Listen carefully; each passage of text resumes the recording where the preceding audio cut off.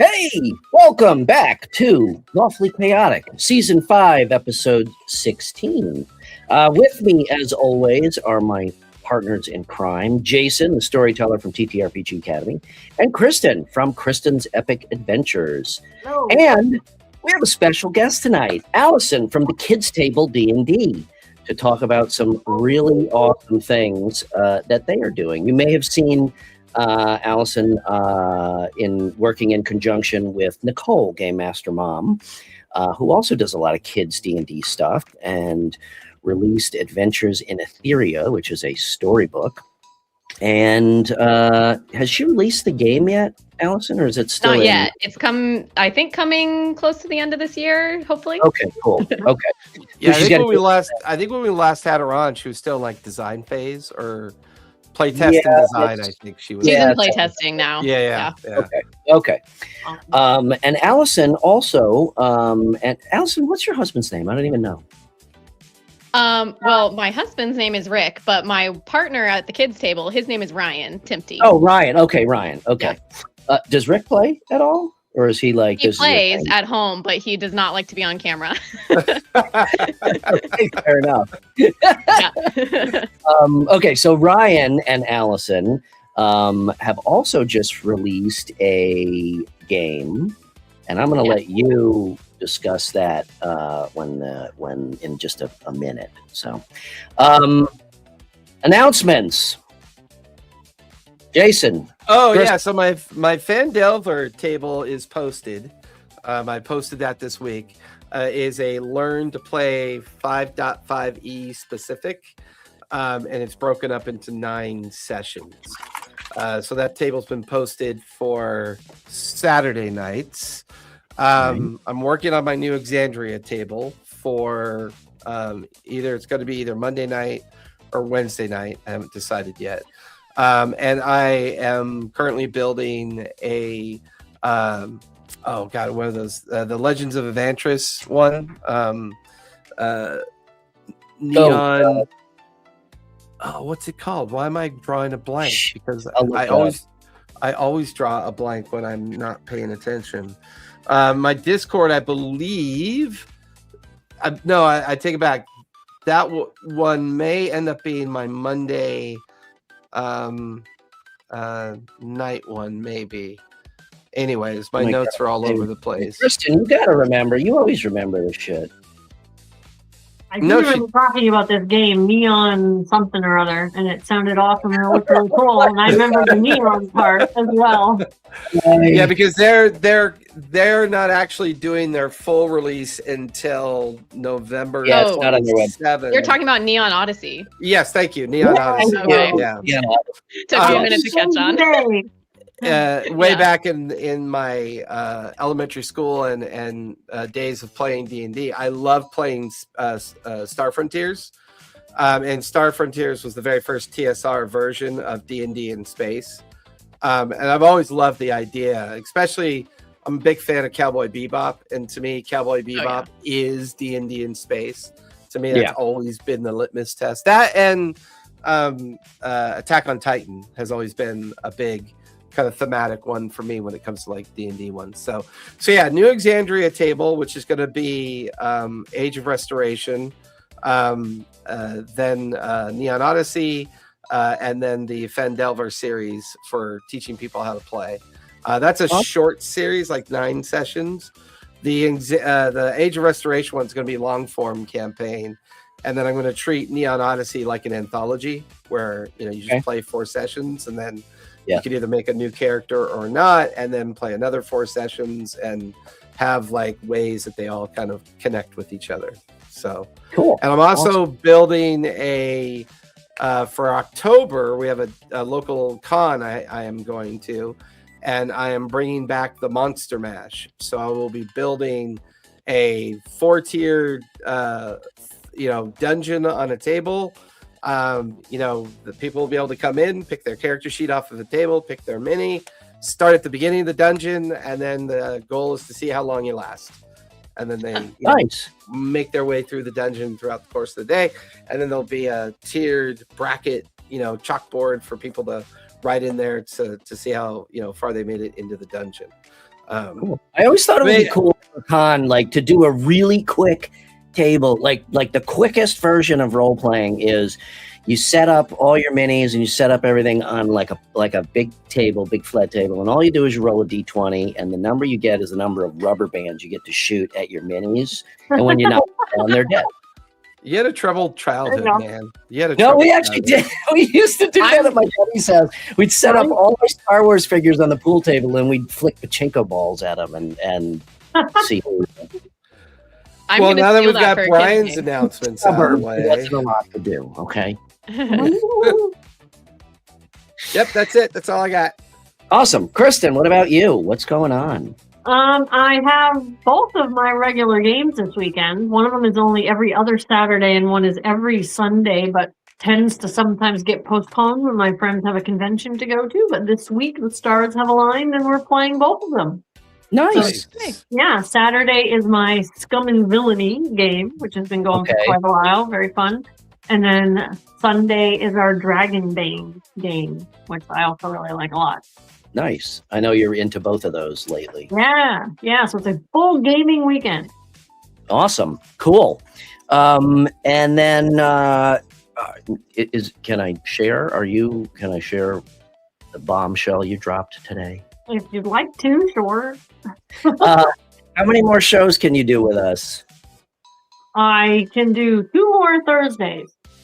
All right. Next Thursday, I'm off. So if you and Jason want to do the show, you can. But your work schedule is changing, right? For like a year, you said? Yeah, it is. Well, I have 2 weeks that I can do the show, and then will be in Chicago for that card show. That's right. Card show is like the last week of July, first week of August. And after I come back from that, I'm switching to the night shift to like 6 p.m. to 2:30 in the morning will be my shift for about a year. Okay. Well, all right. Well, that sucks. Hey, I can feel you get more money. I know that much because it's third shift. I did third shift work for 5 years. It was midnight to 8 a.m. for 5 years. Yeah. And it changes your perspective on the world after you do that, because like everybody else is at work but you, right? Because everyone else is getting home from work, whereas you're going to work, after everyone's getting home, and you're like, there's a lot fewer people around when you're not, right. on that old school. It's the third shift is perfect for introverts. It really is. The leisure people. Perfect shift. Yeah. And it's not all the way through the morning. I get out at 2:30 in the morning, so I get to bed at like 3:30. Yeah. And then sleep in until 3 o'clock, 4 o'clock, whenever. and then get up and then go back to work. I've done a little bit of night shift before myself for just like a few months here and there. So it'll stop not having you on the show, but maybe if there's weeks you have off or something, or you want to jump on, or or maybe Kristen can get back to being epic. Oh yeah, maybe her adventures can become epic again. There you go. All right, so that change is happening. Maybe we'll figure something out. Maybe you and I could do game reviews in all your free time. We'll figure something out. I got like a good 3 weeks before this happens. So okay, fair enough. I got nothing exciting to report right now, so I'm just going to turn it over to Allison. And welcome. Thank you for joining us tonight, Allison. Thank you. Thanks for having me. So you're anytime. Okay, so what is the Kids Table D&D? Okay, so the Kids Table, we are a company that does all things kids and D&D. Ryan and myself noticed as our families were starting to have children that we were raising, and we wanted to share the love of TTRPGs with our kids, naturally, that there was really no content that we felt comfortable sharing with like our 3, 4, 5-year-old children at the time. This is a little bit of a ways back. So we decided to make our own. So we have 3 different branches. You weren't running them through occult adventures with dismemberment and embowelment and No, but I was probably listening to a little bit too much Crit Roll and Dimension 20 with them in the car. So we have our actual play with kids at the table. That's in its 3rd season currently. And then Ryan and I are both former educators. Well, I think we're still educators, but we just decided to take our education hat and point it toward D&D and start to talk to parents and educators about why playing TTRPGs is actually beneficial for your kids and is more than just a fun activity, but just as good for them developmentally as sports or the arts or other types of programs that parents are very happy to enroll their kids in and invest their time in. So we've done a little bit in the education area, and then we also noticed that a lot of parents were wanting to start playing D&D with their kids, but we're just super overwhelmed at trying to learn how to play D&D themselves, much less knowing how to handle kids at the table. So we started writing our own games for kids, and one of them is in a Kickstarter right now. So that was why Brian asked me to come on the show today to talk about our brand new Kickstarter, Learn as You Play Family D&D Starter Set. So we're very excited about this and hopeful that it will help a lot of families who have been kind of intrigued and hearing the buzz, especially around like Stranger Things and the 50th anniversary of D&D being so much in the media, and been curious about starting. We're hoping that it will get those families actually to sit down at the table with various ages and start playing, telling stories together, and creating these beautiful lifelong memories together. So that's the goal of the adventure guide, is really to include as many people, including kids, parents, educators, whoever, as possible at the Dungeons and Dragons table. Amazing. That's so awesome. It is really cool. You guys did pretty well, there are 6 days left. You guys are doing pretty well. So it's definitely, it's way funded, way funded. Oh, yeah. Really? Yeah, for Brian, sure. It's definitely happening. Pretty well. Is that your comment? Yeah. $250,000. You guys are doing okay. I mean, well. it's not $15 million Neon Odyssey or anything. Yeah, it's no Dungeons Carl. That has moved the bar for everybody. For everybody. I know, right? Now people look at Kickstarter like, oh, you didn't make $1 million. Yeah, exactly. And you're including store partnerships with the Kickstarter? It is possible for wholesale to order through the Kickstarter, but our publishers, Emberglow Gaming, they also have already like some existing connections with distributors. So it will be eventually making its way to your friendly local game store. But I really, to be honest, am not sure how long that will take. Okay. How was it pretty nerve-wracking trying to pick a distributor or a partner based on distribution? Because there's been 2 distribution bankruptcies lately in the last year, where people have literally lost their inventory, they've lost their network of reliability. I mean, that's got to be a hard choice to make. How did you do that? Like, how do you make those choices? To be honest, I am not in charge of that. So that was not on my to-do list. I am one of the writers and game designers of the game. Right? Ryan and myself are the writers and game designers. We also wore a lot of different hats here as far as like helping with promotions and helping kind of consult with our artist who did this beautiful work on our character art and landscape art and everything to bring this story to life. Who's the artist? Sarah B. Turner. And the art is amazing. I love it. Art is phenomenal. I know she did a fantastic job, and her handle on socials is the Artful Jellyfish. I love it. Okay. I like the pastel colors. I like the light, kind of watercolor pastel vibe to it. It's very soft. It's very it's not harsh. Yeah, it reminds me of. Oh my God, who is the kid's author? Shit, I'm going to look it up. I'm not going to force you to sit here watching steam come out of my ears. Well, I mean, it does kind of remind me of like Watership Down, The Wind in the Willows, like the very Wind in the Willows. Yeah. We kind of, we did Mercer Mayer. Iterations. If you look at a Mercer Mayer book, Professor Wormbog is one of my favorites. I don't know if you've ever heard of it, but Mercer Mayer yes. Yeah. illustration style a lot. And I could see that. We were pretty particular in kind of getting some samples from different artists at the art style because we wanted it to read kid friendly, but we didn't want it to read too childish so that parents would think like that adults would think, oh, I can't play that, or it would be embarrassing to be seen playing that.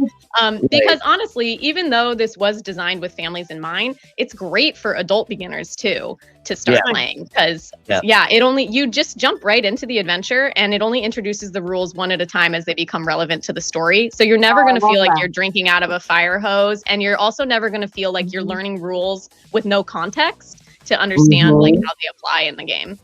It's very interesting to me because one observation that I've made. So I've done a little bit, and I'm not an educator, but I like to think that I'm very good at beginner and intermediate level instruction. I taught sailing for a lot of years, and that's something where most people have never had any exposure to it. So it's always struck me as it's a critical part of teaching is to be able to teach somebody and taking off your hat of I know what I'm talking about. You know what I'm saying? Or like somebody that has no context in something, you have to explain everything, every piece of lingo, every shortcut, every everything that you take for granted in what you do. Like you say, oh, so your hit points go here. Well, what's a hit point? Yeah. And I think I've kind of always been very good at that. And dare I say, not a lot of people are, I don't think. But one observation that I've made when in my years of playing with kids and a little bit of instruction that I've done is when it comes to teaching somebody D&D, there's really no difference in teaching a kid or an adult. And a lot of times kids pick it up quicker. Yeah. So it's interesting that you chose to do both and skew it a little bit towards the kids because like you could sit down with a table full of 7, 8, 9, 10-year-olds and people our age, and you could teach everybody at the same pace, and everybody's gonna feel like they're learning something. So and honestly, like that's one of the great values that we see in like our table on our show. We intentionally make sure that we have a range of ages. So we have children, we have teenagers, and we have other adults that are players, not just the GM. And we do that on purpose because it is so empowering for the kids to be seen as an equal teammate at the table when in life they're not often given that opportunity, right? And it's amazing for the adult to like take time and say like, okay, like how do you think we should approach that problem? Okay, let me take some of your idea and let's kind of figure out how to put all of our best ideas together or use our characters' best strengths and skills together to overcome this challenge for the good of everybody. So it's an amazing experience. And even to see like younger kids teaching the older kids, or the older kids actually stopping and listening to the younger kids and caring about their experience in the game as well. So it's a beautiful thing. I also love seeing kids solutions to D&D problems, whether it's a craft or so. I mean, very creative. Yeah, it's like, oh my God, even as if I were playing right now, I would have never freaking thought of that. It's like amazing some of the stuff we come up with because we're so in our box of, I've been playing for 20, 30, 40 years.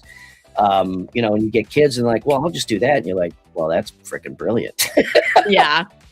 And you're like as adults who have been playing TTRPGs, we know like this is the typical way this spell or this magic item is used, but they don't have that context. And actually that frees them to think outside the box of like, how could I use this tool in a way that we had never heard of, even though we've been using that same tool in the game. So it's really very cool. Yeah. Awesome. So Emberglow Gaming, explain to me who they are. I'm not familiar with them. Did you guys, Oh, sure. This is an existing publishing company, yes? Yes, and they don't just publish games, although they have published other games. They create TTRPG accessories. They're most known for every year they do a big D&D advent calendar that has like Right. you know the typical like D&D advent calendars that you get on like Temu, and then it's like terrible little like those coin machines, like the little plastic figures you get and stuff. Oh, They make like a legit they make like a legit D&D advent calendar. I'm not sure if I have one. This was from last year, and they have like inside they have like metal dice, and last year's theme was like Viking, so you can even kind of see like there's kind of Norse inspiration there. And the really cool thing, and they have like minis and ornaments because it's Christmas, right? Yeah. And stuff like that. But the really cool thing is it has a story that goes along with it. So you can even here, I just have it. I'm just gonna give them a shout out for their advent calendar. Right here, you write down like this says roll a d6 and to find out what your weapon is. So like the d6 was the item for the day. We rolled the d6, look at the table, and apparently we got a mace. So you build your character as you go, and then there's like a choose your own adventure story online that goes with it. So every day you read a little bit of the story and you make a choice, and then like the next day it continues. So it's really cool. So they're most known for that, but they make really high quality dice, trays, GM screens, all kinds of stuff like that. And I knew about them because they had asked us just to kind of promote their advent calendar a few times. So we kind of had an existing relationship. And I knew that they were parents. It's a husband and wife team. And we were just kind of checking in, just chatting online. And Megan was like, what are you guys up to with the kids table? And I was like, we've really been thinking about this idea of making like a starter set for families, because the traditional starter sets are for teenagers and adults, and it like specifies, right, like 12 and up or something like that. And the content and the difficulty level really is set for older teenagers and adults. So I said, we've really been toying with this idea of writing this starter set, but like Ryan and I are great at writing, but we have no idea how to publish a game. And she was like, no way. Her husband, Trevor, and Megan had been thinking about making a starter set for families, but they know how to publish it, but they don't know how to write it. Oh, wow. So we were like, okay, well, perfect. So we had like a lot of talk about it. Yeah. That was like chocolate and peanut butter moment. Yeah. So it was like March of 2025 when we started talking about it. And then we've like been through this whole writing process and development and samples, research and playtesting and all the whole thing. So they've been fantastic to work with. So they're not a big corporate entity. They are very much. No, not at all. They're like I guess you would call them a small company, but they have been wildly popular and growing exponentially. Yeah, they're a wholesale distributor as well. So you clearly have access to a lot of different inputs and outputs on a community that's probably burnt out on having to order 10,000 dice to get a price point. So it's nice to see these smaller wholesalers kind of becoming more popular again, because like I said, the last couple of years there's been some bankruptcies in the distribution network that has really burnt a lot of people. I mean, there was some concern that Paizo wasn't going to survive the recent bankruptcy distributorship that happened to them, and I was completely ignorant to the whole distributorship relationship until these two recent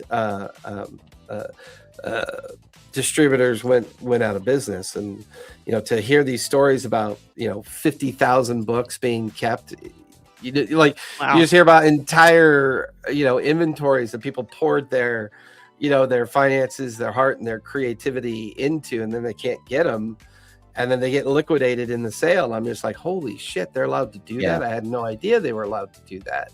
So I'm kind of with you, Allison. Like I know how to make a game. Like I know how to make contact and make a game. I am terrified of the whole other half of it. How do you make distribution relationships? How do you make design relationships? How do you make, copy editor relationships? I mean, the closest thing I ever did to it as an IT person was my UX UI background, dealing with, UX UI, but that's very compartmentalized. It's very kind of, it's very specific in its intent. But it feels like the other half of it feels like magic to me. Like I don't know, like like I wouldn't know how to like I've seen a lot of creators come up with these really cool card system games. And I know Kristen has shared some of her favorite games that are basically these card collector games that you can play. And I'm like, how do you know how to make those cards? Like, how do you do the artwork approval? How do you know how many you need? Who's the die cutter? Who's this? Who's that? Who's, do you have to have packaging that wraps up your game? And if you have packaging around your game box, who makes that decision? Like, to me, it's like all that to me is higher fantasy that I don't want to get involved in. But I would much rather like build a campaign or build an atlas or build something lore specific to a game. I do find it interesting that a lot of people that play D&D with kids, they're teachers. Like either they were in education or they are still in education. And I find that very refreshing, to say the least. Very refreshing. Yeah. Well, Ryan and I started playing. I was teaching middle schoolers and he was teaching elementary. And I had a group of middle schoolers who had been friends like their whole lives, like their families were friends from birth. And I could see what was happening at the end of 8th grade year was that their friendships were like drifting apart, which is kind of a natural thing at that age. But I knew that they had this like kind of long family history. And I really wanted to like give them the best chance possible to hold on to their relationships with each other through that time of high transition into high school. So I asked Ryan, I said, would you like come in and play D&D with some of these kids, like come in on a weekend? I think we did like a Sunday afternoon or something. So we had these kids come in for like 4 sessions. And that was when we suddenly realized like, oh, they're not just playing the game. Like we could see the developmental skills and goals that they were like hitting just like they would with our curriculum. Right. And so we could see that it was, there was so much more to it.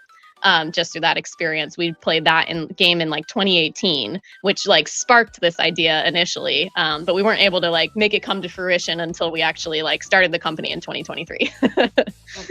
Wow, 5 years.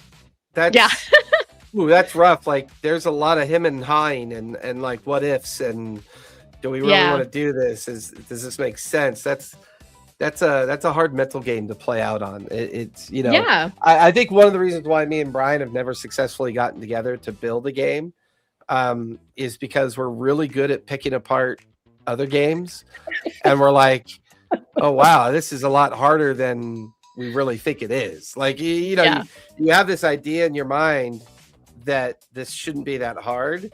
So you sit down and you start looking at what people have done, and you're like, oh wait, this is hard. This isn't easy. And especially if you're gearing towards a particular age group of kids. Was that always in your sights? Like, was it always 4 through 8 year olds, or did you have a notion of an age range when you were putting this together? Well, like I said, Ryan was working with elementary students, and then I was working with like middle school and into high school. So my like bread and butter is preteens and teens, and then his is elementary. But we both had kids when we started playing in 2022. We started filming the kids table in 2022, and his oldest was 6, and my oldest was 3. So she was too little, but his oldest was like just old enough to start getting it. So it kind of has aged up, I would say, with the kids as we've played, but we didn't want it to just be 6-year-olds because we didn't want it to be seen as like a little kids show. So I had asked one of my students to come in and play on the show with us. So she was 16 when we started.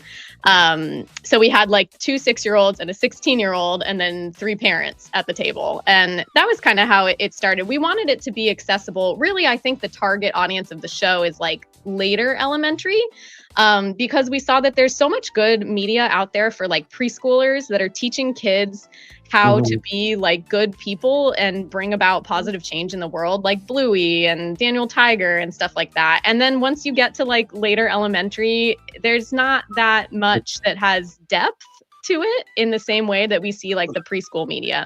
We were kind of also shooting to like fill in that gap a little bit there. Yeah, that was a good plan because you're right. Now that you say it, I recognize that too. Like for the Yeah. early teens, there's almost nothing there. You Well, immediately slip into the brain rot. I mean, for sure. like I know that a lot of, so I have 7 active tables now, and then I'll typically max out at about 10. So I've got 3 open tables. So my comfort zone is 10 tables. Wow. But what's interesting is my conversations that I have pre campaign is I do what I call red flag sessions with the players, where, you know, I want to make sure that they're mentally okay and that, you know, that there's not a red flag there. All of them, for the most part, talk about how they were kids and they would play with their older siblings. But the older siblings never really gave them the chance to kind of participate at an equal pace.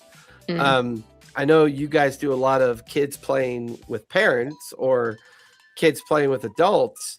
That never would have occurred to me, to be completely transparent, because when I was playing as an 8 and 9-year-old, it was an opportunity to make sure that the adults in my life had no idea what I was doing, because we were very, you know, my generation was very rebellious. We didn't want our parents involved. Yeah. But I find it really fascinating to sit down and watch your episodes. First of all, thank you for making them 20, 25 minutes. You know, that's pure genius.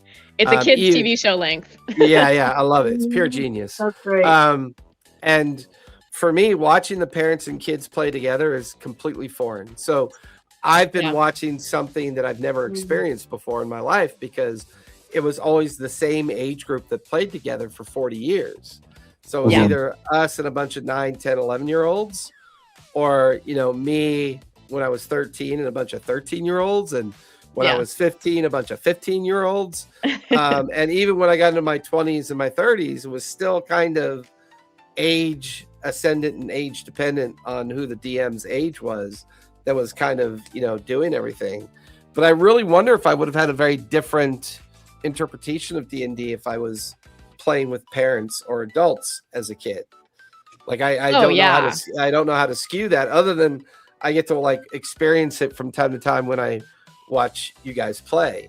I think so far my favorite episode that I do remember watching is season 3, episode 1, Embark. Evidently it's very popular too. I don't know if you know this, but that episode has over 50,000 views. So it's pretty incredible.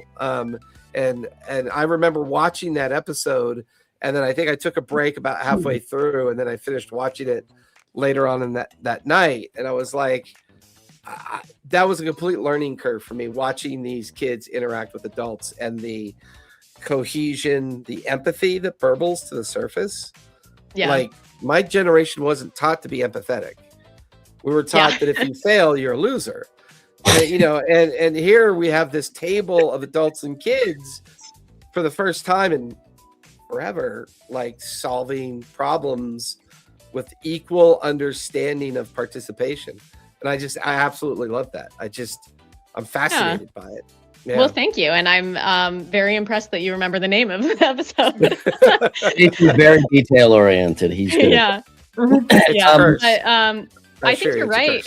You know, I think you're totally right when you're talking about that it's generational, because this current generation of parents who are like in the active parenting stage with young children at home, you know, the expectations of their relationship with their kids and how they guide their kids is so different. Like, if when you were like 11 or 13, if your parent had sat down at the table, I don't know that you would have had the same experience, because that wasn't how parents like were expected to interact with their kids. Whereas nowadays it's so much more hands-on, so much more direct, you know, and protective because of media, because of our connection globally. There's like so many reasons because that have led up to it. But I think you're right that it is kind of unique to this generation. And that's one of the really cool things about D&D, especially now that it's been around for 50 years, is that we can see it's a set of rules, it's a tool that we can kind of put on these different lenses as we use it. And I think this is just our current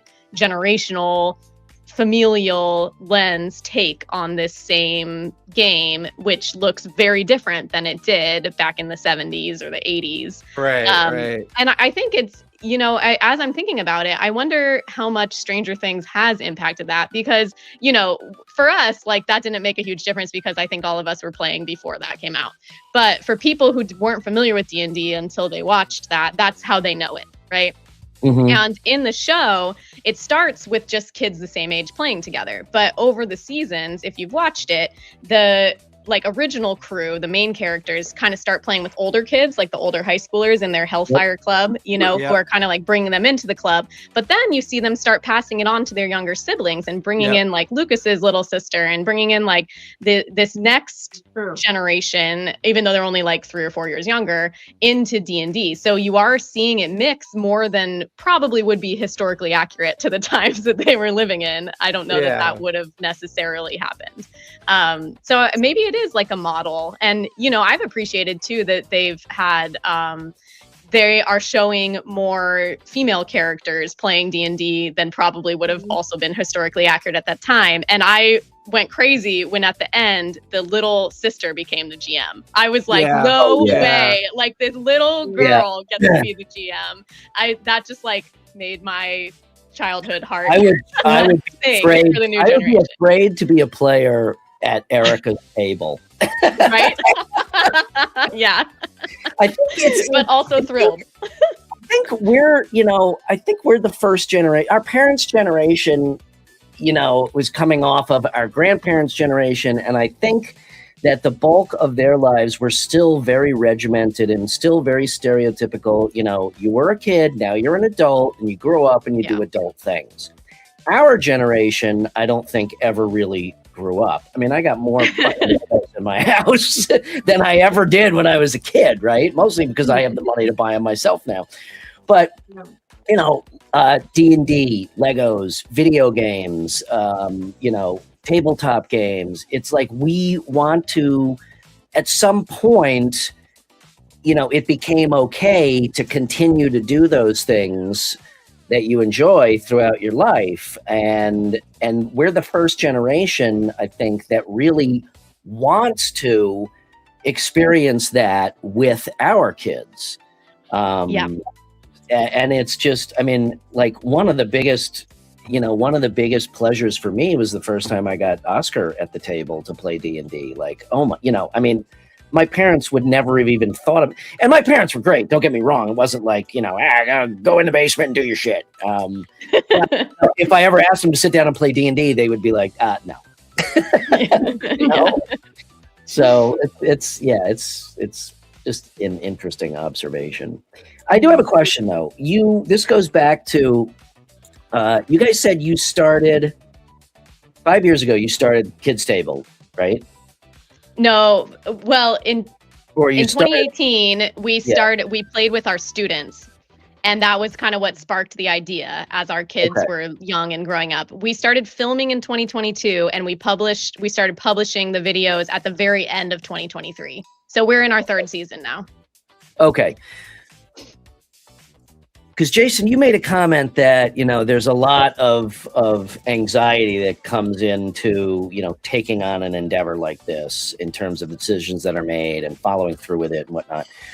Well, because it's, it's always that feeling that you're only really ever comfortable with the stuff that you know. Yeah. Right. So, if you're really good at building mechanics and framework and design, you're going to feel comfortable doing that. But when you hand a passion over to a stranger and say, hey, we raised $250,000 on Kickstarter. Here, it's your turn to distribute. And you're like, it's like handing the baby over that you've been, nursing and taking care of for 3 years. Yeah, well, and realizing that your kind of participation is now going to be a little bit more mitigated because the deliverable is done. Now it's up to the people who know how to do distribution and all of that stuff to do their side of it. And that's, I'm an ops guy for decades, and ops always got to be a little bit in everything from an operational standpoint. But to hand off something, and no longer really have that much control over it, and you're watching your 3-year child that you just gave birth to go out into the world to be sold. You're like, Right. oh my God, what have I done? So my question is, and you also, Jace, you also mentioned the reason you and I haven't yet sat down and actually done something. One of these days we will. Other than complain about other people's shit. Yeah. Other than to complain about WotC. This is true. But I think, something that I've always struggled with, and I still do, and I still have to, consciously solve for it, is following through with things. I have a million ideas. I am terrible at follow through.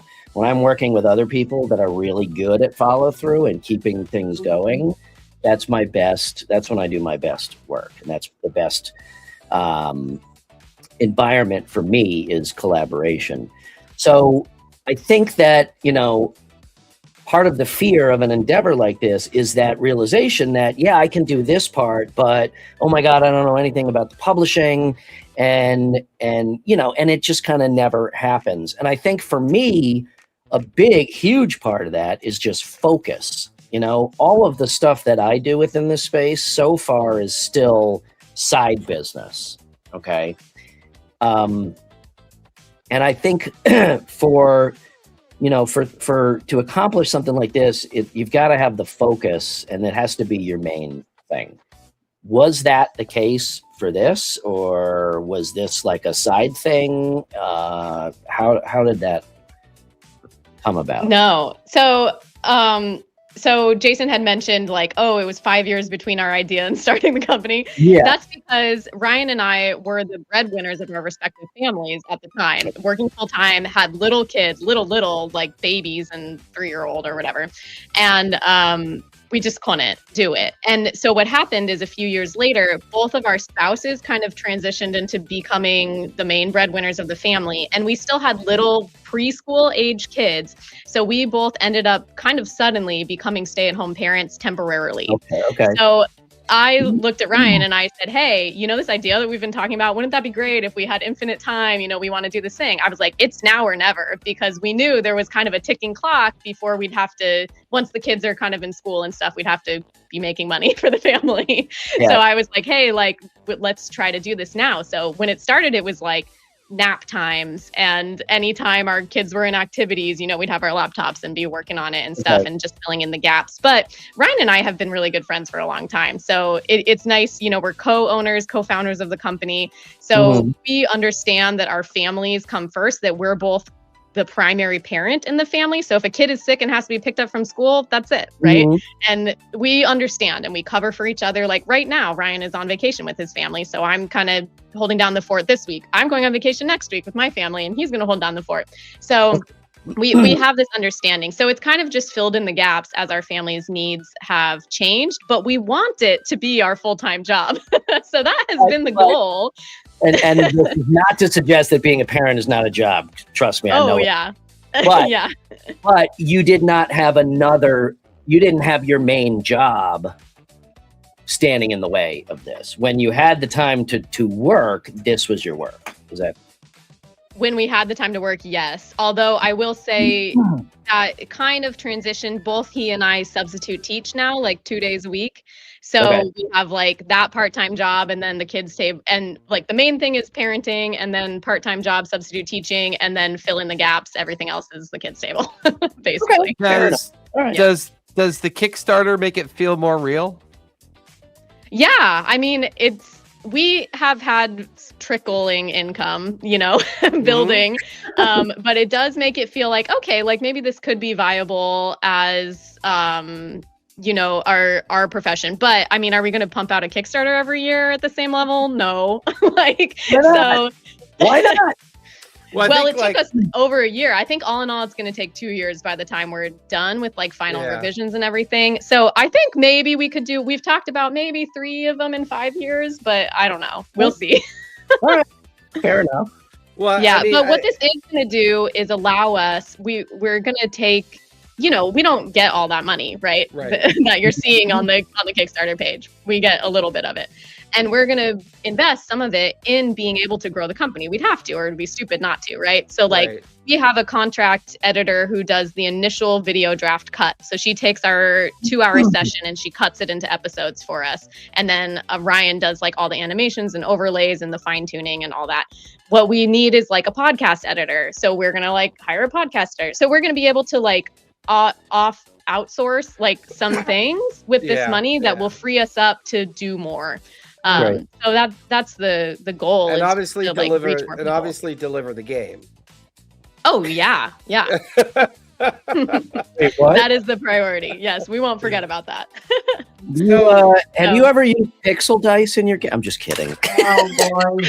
I mean, hey, I could. But I do want to clarify that, with Megan and Trevor at Emberglow Gaming being a small distributor, they have kept us informed and involved every step of the way. It's not as impersonal or as scary as like totally handing off something and having no control over it anymore, as it would be if we were working with a huge corporation. Like every single illustration, like Sarah consulted us first, and even like the layout editor like sends it to us and like asks us, what do you think? And like every little thing along the way, we've been able to have a say. Megan is probably annoyed with me for asking 1,000 questions because this is the first time I've bought Kickstarters, but the first time I've had a Kickstarter. So, she has been very patiently answering all of my questions and wonderings. So it's been a big learning curve, but I'm excited to be involved in it. So I know Nicole. Oh, go ahead. So with Kickstarter, one of the things I really appreciate about the Kickstarter platform, I'm not a big fan on their cut. I'm not going to lie about that. I think that's a little bit inflated. I think they're the cut? Like between 30 and 40% or something like that, I believe. Yeah, it depends on certain. Yeah, it depends on certain caps and ceilings, and like obviously, if you're a $15 million Kickstarter, you get a little bit more leeway in what those percentages might be. Wow, that's a huge amount. I think another thing that affects it is whether or not you actually hire a Kickstarter team, like a team of people that are professional at doing Kickstarter campaigns. Sometimes they can negotiate for you because they're representing 30 different clients that may be starting Kickstarters. Therefore, they have more leverage, more ability to negotiate that better rate. But on average, I think it's between 30 and 40%. However, I do enjoy the transparency that Kickstarter provides. I think it really allows a community to understand just how hard it is, as well as to feel involved and be a participant in something that they get to watch everything kind of happen. And then when that box or package or whatever shows up on your doorstep, you're like, this is something that I got to be involved in, that I got to watch from beginning to end. And I think I could be wrong. I think that inspires creators like you to do a better job. Like to do, like you really want everyone to have that feeling about what you've created because you have that feeling. So Kickstarter lets you kind of share, the entire emotion and experience. And therefore you get to, have a shared feeling with your clients and your customers. Like you're like, your customers are just as happy as you are. And in the corporate space, most customers and corporations hate each other, but they still buy each other's shit. It's like, it's a weird nexus that they all live in.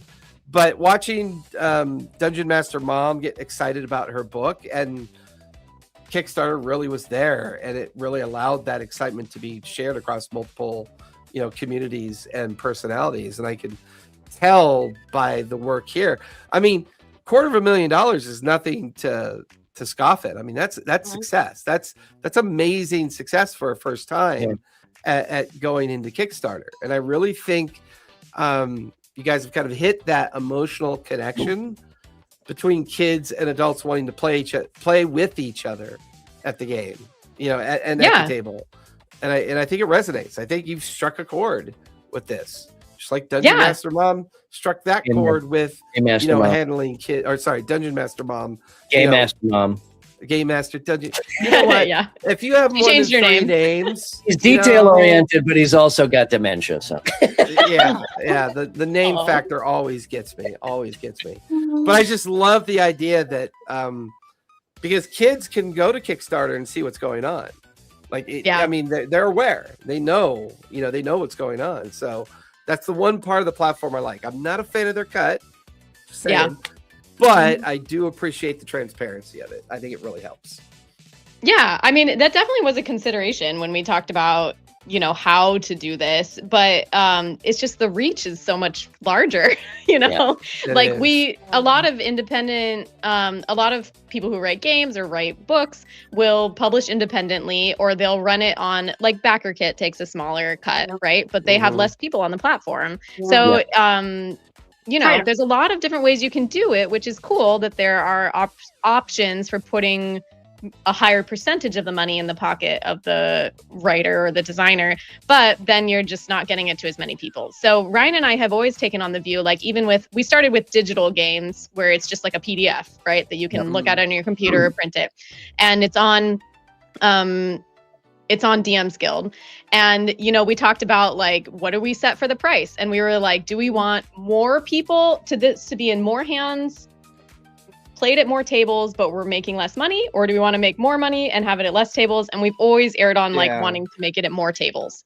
So that's kind of what the philosophy is. Marketing and promo cost, basically. Yeah, exactly. That pays off in the long run. Yeah. Right. I've noticed more and more BackerKit projects than more than there used to be. Obviously, there's still way more Kickstarter, but a lot of the ones that I am interested in and I take a look at are now on BackerKit rather than. Yeah, and there's this strategy now to like run a campaign on BackerKit, like a smaller campaign, before running it on Kickstarter. Is interesting. Yeah. Kind of like learn if sometimes it's always better to fail forward, right? When you fail, you keep failing forward, right? That's the millennial learning curve. They unlearned what us X-Geners learned improperly, right? As X-Geners, we were taught to never fail. Therefore, we're traumatized. Millennials learned from their X-Gen parents, forget that. Fail all you want, just don't stop. Just keep going, keep going, and keep going. And I think a lot of people are kind of treating BackerKit as let's see how well I can do it here. And if I could pull it off here, then maybe I can pull off a Kickstarter. Yeah, that could be true. For different projects, obviously, you do a smaller project on BackerKit and then you do a different one. You're not going to run the same thing, obviously, right? Well, sometimes it's like connected, where it's like maybe it's for the core game on BackerKit and then expansion on Kickstarter or something like that. Yeah. Okay. Because then the numbers aren't as frightening, I think. Yeah. You can exactly. It's to split up the. Yeah, and I think if you make a little bit more money on BackerKit, and then you've proofed your concept with your core game, and then you kind of use Kickstarter because it has a higher reach. You're like, okay, well, I wrote this, little 3-module series. My throughput costs are negligible compared to my core cost. Therefore, it's a little safer for me to run it on Kickstarter now because the margin isn't exactly going to kill me. Yeah. What's the cut on BackerKit? You guys know? 15-20%, I think, in that range. I think they're. I think they're similar to DM's Guild as well. DM's Guild. If you're a platinum, silver, or copper salesperson or creator, I know that once again that's negotiable. But honestly, I think a flat rate. You know what? Like 10% is really all any company should earn off of any creative space. It's like, let's face it, they don't. This is good. I hate to break the bubble, or I hate to break the illusion. The enterprise system that Kickstarter and BackerKit use, it's not that complex. It's not that hard to build. It's all automated. Well, it's not even really that. I've worked on enterprise teams before, and I know the trick. The thing that they don't want people to learn is you only actually ever build it once, right? It's not like it's not like they're building brand new grocery carts every time you go to the store, Yeah. Right. They built that cart one time. So it's like BackerKit and Kickstarter and Ko-Fi and all these other, platforms. You build it one time and you're done. Participation is just participation. Again, So- you're paying for the reach. You're just paying for the access. You almost can't look at it as production cost, even though it is, but you have to look at it more like marketing costs almost. I think so. You're paying for that reach, I mean, you buy a book of leads, in the old school days, you buy a book of leads and, you could buy a book of 100 leads for X amount or 10,000 for a lot more. Yeah.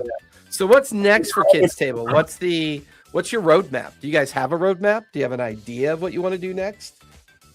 Well, like I share, we have kind of the 3 branches: entertainment, education, and gaming. And, at times it's like, okay, this is like a lot. We're spinning all these different plates. We did a little bit, we were leaning more into education, and we went to South by Southwest EDU back in March, and we were able to do a live show and a presentation to the educators there. Oh, that was pretty cool. Yeah, that was pretty cool. Thank you. It was amazing, and we made connections with so many educators and the kids people in the education space. Small. The kids look so tiny up on that stage. They did all great. You can see were like their little shoulders and their little heads over the table. Jason, does that make them more or less scary to you? Oh, far more scarier. It's like terrifying. They did fantastic. We brought alternates with us because we weren't sure if they were going to freeze at the last minute. But they didn't. Good call. Yeah, good call. They were totally fine. But anyway, so we made so many cool connections, and I had no idea how many people were doing, TTRPGs in education before I met them. Like, honestly, I thought we were one of the only ones, and then I realized that we were not at all. So I was like, okay, I feel like if we think of this as a collective quest that we're trying to bring the accessibility of D&D to more kids, I can see that there are really highly qualified people that are working on this education piece. So I'm a little bit more okay being like, okay, maybe we'll focus on some of the other aspects. So, I mean, obviously the adventure guide is going to be our main focus, getting it completely finished as soon as possible and started to distribute. And we're going to keep making the show. The show is really supposed to be our main focus. The funny thing is YouTube has not really been our friend. So, yeah. I think a lot of social media platforms don't really know what to do with us because YouTube keeps wanting to push us to YouTube Kids, but we are not trying to be a show that you put your 4-year-old down in front of and just leave them for an hour while they're watching it. It's supposed to be something that generations experience together and it can mutually enjoy. We worked really hard to make the story appealing and engaging to adults, just like in the adventure guide. It's not a childish story. I mean, it's child appropriate. But there's intrigue, there's politics, there's mystery, there's all kinds of things going on that will keep the adult brain engaged. YouTube wants to put you in the kids channel bucket because they have a whole security platform there to solve all those potential issues. If you're not in that bucket, you're in the adult bucket, and that exposes them. Thank you. That exposes them. So we appreciate it, Ryan. Of course. Oh my God. Gonna do my part. Fix the layout, Jason. Thank you. No, not that.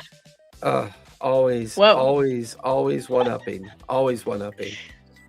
So we really want to grow the show. The problem is we don't want it to be restricted to YouTube Kids because we want adults to have access to this as well. More importantly, to tell the main story, which is adults should be playing with their kids. Exactly. It's okay to pay attention to your kids, and it's okay to play games with your kids as well. So I think so. If anybody has a streaming network that wants to pick us up out there, please give me a call. Our dream is to be on Dropout someday, to be on Dimension 20, when they start their kid-friendly platform. No kidding. Jason, let's start a streaming platform.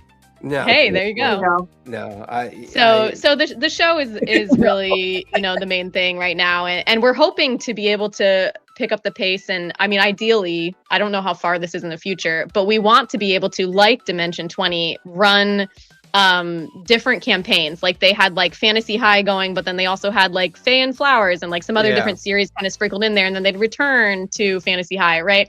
So I haven't mentioned this, but Ryan and I, when we started the company, we were living on the West Coast, both in California, and then my family moved to Florida. So now we're on opposite coasts, and that's why I'm not regularly in the main campaign anymore, because I don't live there. So we would love to have like kind of a West Coast campaign going, an East Coast campaign. And like Beckett just started DMing. Beckett is 10 years old now, Ryan's son, who started when he was 6. And he just DM'd for the first time. He was actually running the adventure guide, the first chapter in it. And so we'd love to have like a Beckett series where he's writing his own homebrew campaign, which would be great. We just need more manpower and more time somehow. Yeah. That's so cool. Yeah. Well, we did it. We burnt that hour. Yeah. There you go. This is fantastic. I'm really excited for you guys. This is really, really cool. Yeah, me too. This is cool. Thank you. Cool. Allison, I'm in Florida too. Where are you? No way. I'm near Tampa. I'm in Sarasota. Okay. Wow. We're neighbors. We are. Oh, That's awesome. are we going to see Kristen in a kids table campaign? Sure. You want to play with kids? Sure. I don't have a kid to bring with me, but I'll play with the kids. Sure. It's Florida. Just grab one off the street. Oh, no. Jason, Don't they just free range there? that. Aren't they like manatees? They just free range in the canals and you take them with you? Manatees. Oh, my Lord. Oh my God. I don't think he's in Florida. That's awesome, So Kristen. we're gonna let Great to know that we're neighbors. Allison Yeah, start. exactly. We're gonna let Allison start this off. So Allison, where can Yes. everyone find you? Oh, thank you.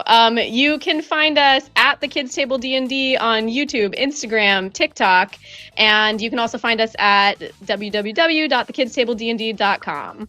Awesome. Kristen, where can we find you? You can find me at Kristen's Epic Adventures on both YouTube and TikTok. Brian, where can we find you? On Instagram, RPG and Co. And check out the website at playrpgandco.com. What about you, Jason? You can find me over at ttrpgacademy.life. All my socials and everything are there, including all my active tables, as well as the 3 open tables that we have. Hey, Kristen. Or sorry, Brian. I was gonna Tell a say, I'm story. finding you up first. Yeah, well, it's the 4 sheet screens. Brian, Tell a a story, story. Jason. play a game, Kristen. And be kind. Good night, everybody. All right, good night. Thank you for joining us, Allison. Thank you for having me.